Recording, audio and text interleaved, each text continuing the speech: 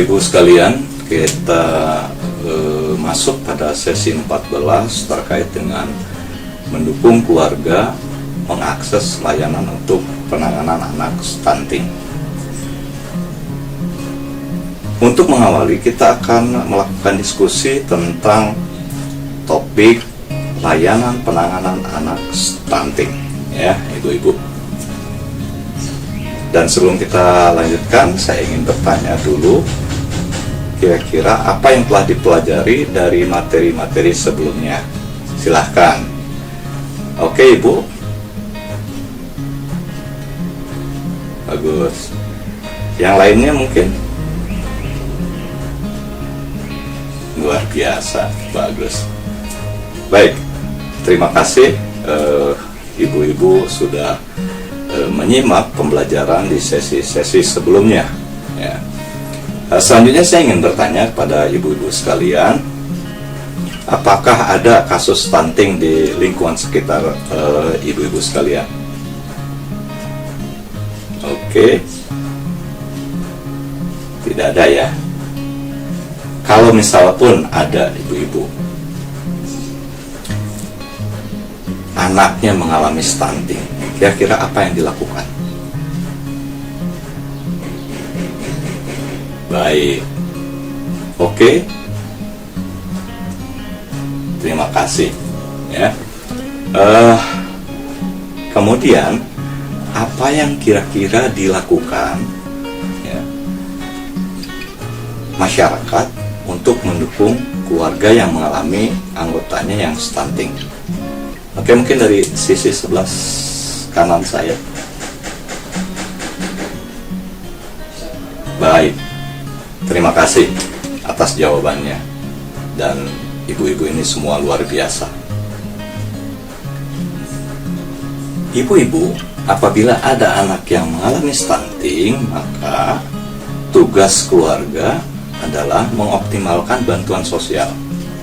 Bantuan sosial untuk pemenuhan gizi anak. Menggunakan e-warung misalnya, kita bisa membeli kebutuhan pokok di situ.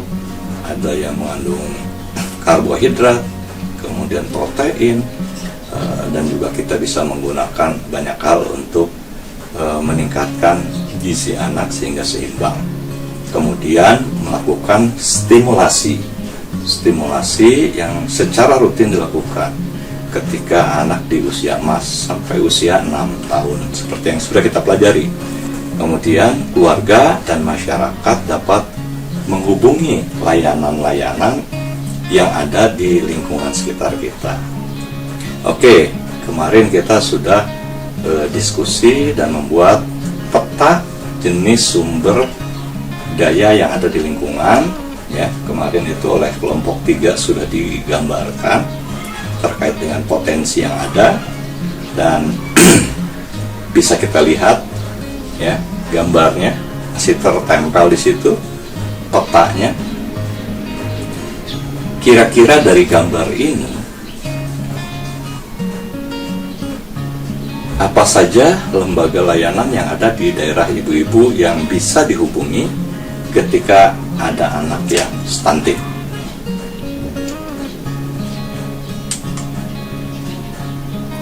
Apakah ada lagi lembaga layanan yang belum tergambar di peta ini?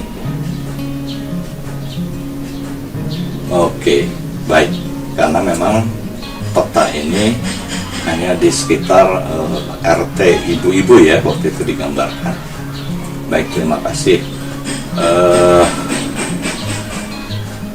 Jika ada anak yang stunting, ibu-ibu bisa mendatangi lembaga-lembaga seperti misalnya Pusat Kesehatan Masyarakat atau Puskesmas yang di peta tadi digambarkan ada di lingkungan dekat lingkungan ibu-ibu.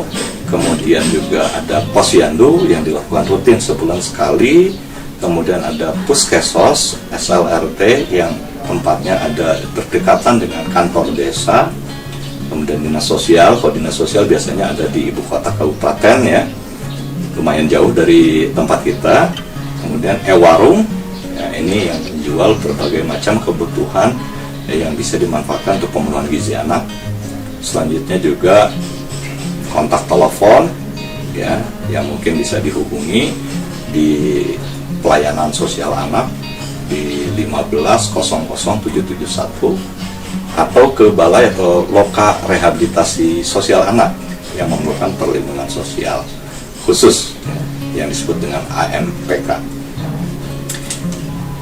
Selain itu, ibu-ibu juga bisa melaporkan kepada petugas sosial atau sumber daya manusia penyelenggara Kesos atau SDM Kesos yang ada di lokasi masing-masing, ya, seperti misalnya pendamping sosial PKH, pendamping sosial BPNT, pendamping sosial Kube, atau Satuan Bakti Pekerja Sosial, kemudian pekerja sosial itu sendiri, penyuluh sosial apabila memang ada di lingkungan ibu-ibu, dan relawan sosial seperti misalnya fasilitator Puskesos, kemudian juga pekerja sosial masyarakat atau PSM, atau juga tenaga kesehatan sosial kecamatan yang dari kecamatan.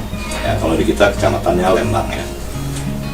Baik ibu-ibu, petugas-petugas tersebut yang saya tadi sebutkan akan membantu ibu-ibu untuk menghubungkan dengan layanan-layanan yang dibutuhkan agar anak-anak yang stunting, baik misalnya pun di keluarga ibu atau di masyarakat yang ada di sekitar, dapat segera tertangani.